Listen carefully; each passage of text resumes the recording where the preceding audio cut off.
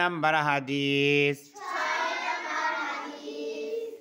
আউয়ালু মা ইউহাসাবু বিহিল আবদু ইয়াউমাল কিয়ামাতিস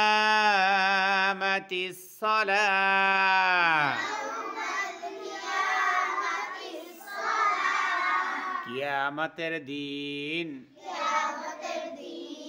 সর্বপ্রথম নামাজের হিসাব লওয়া হইবে। 7 নাম্বার হাদিস ফাদলুল আলিমি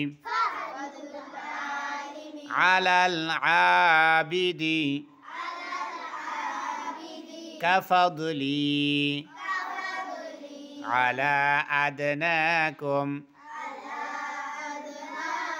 তোমাদের মধ্যে